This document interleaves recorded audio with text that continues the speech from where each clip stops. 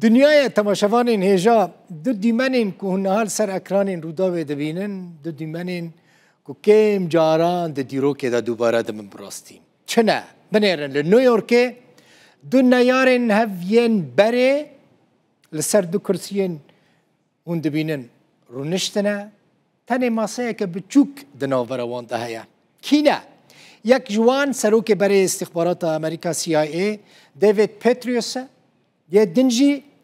سروک دمکی سوری احمد الشرع که برای وکا ابو محمد جولانی دهات الناس کرن دی دروک دم گوت کم جاران تشتی وها دوباره دبن سلام علیکم سیادة الرئیس که گوت پتریوس بعربی پیشوازی احمد الشرع کرد تشتکی غریبه چما شرعش خبر سواوی داد بیجه ما بره لميدان الشر هفديت نها ام لميدان ديالوجي هفد بينن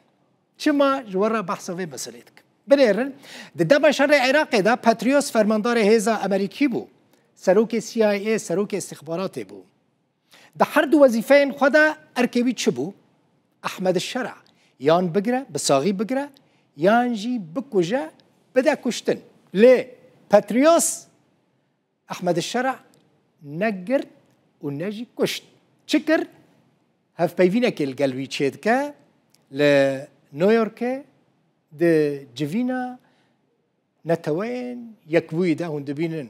نيارن بري هاتنا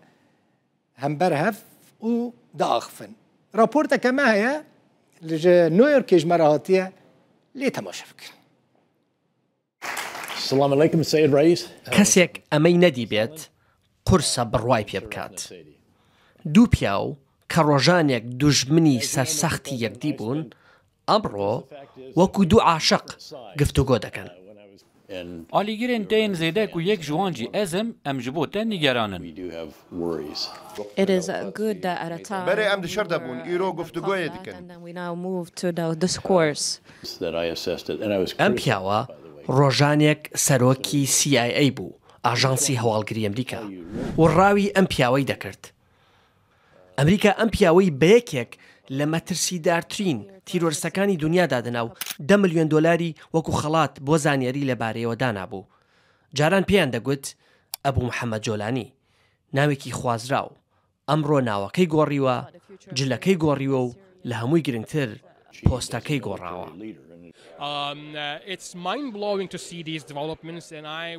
دیدنا van پێشهاتان مەژیە مرۆڤ ڕادوەستینن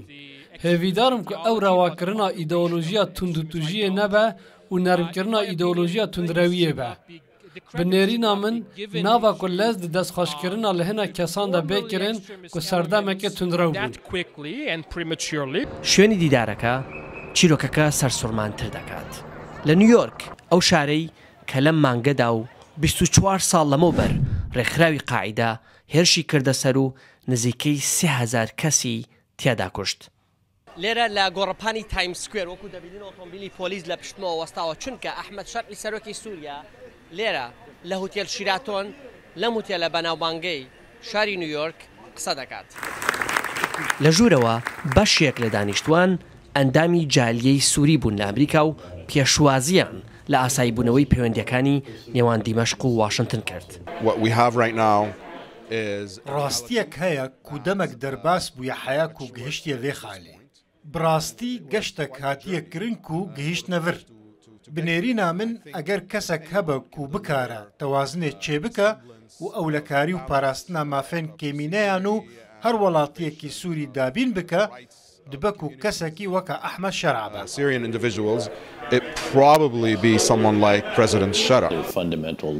یەکێک لەو پرسانەی گفتوگۆی لەسەر کرا داهاتووی کوردانی ڕۆژاوا بوو ئەو گەلەی کە ئەمریکا بۆ شەڕی دژی تیرۆر پشتی پێبەست و ئێستا کە ئەمریکا لە دیمەشق نزیک دەبێتەوە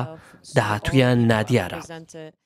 مجلس بێکێ بە تەکەزی لە سەروەیەکێ کرد گۆبرەیە دیالۆگ و گوتوبێژان چەک تەنێ لە دەستێ دەولەتێ دەبن لە سووریە نەتەنێ چەکێن هێزە سووریا دموقراتیک هەسەدێ هەبوون بەلکو هەژمارەکە زێدایە گروپان دشۆرەشان نافخۆییە سووریەدا چەک هێلگرتو بوون مەژی کاری ئەبرەیە گوتوبێژ و دیالۆگە ڕاستەڕاست وان ڕازی بکەن و پێویستە ئەم ئارتێشەکە یەکگرتی ئاوا بکەن هەندێک قسەکانی شەرعیان لەبارەی کوردەوە پێ باش نەبوو بنەرینە من جبلی ئەحمەد شەرع باوەڕ ناکەم و کەس بکارە سەرکردایەتیە سووریە بکە ئەو دخوازە کورچێکن خۆ داینێن و دەوارێ سیاسیدا بەگەڕن بۆ وێ سەردەمێک و تت شتێک نەبوون سۆزە هەموڵاتی بوونێ دەدەک و ئەv سۆزێکە باشە لێ تێرێ ناکە. لە نیویۆرک ئەحمەد شەرع بە چەپڵە ڕێزان وەکو پاڵەوان پێشوازی لێکرا. ئیدی ئەوە سیاسەتە وەکو دەڵێن لە سیاسەتدا نەدۆستی هەمیشەی هەیە نەدوژمن تەنیا بەرژەوەندیەکان هەمیشەین. نامۆ عەبدوڵڵا ڕوودا و نیویۆرک.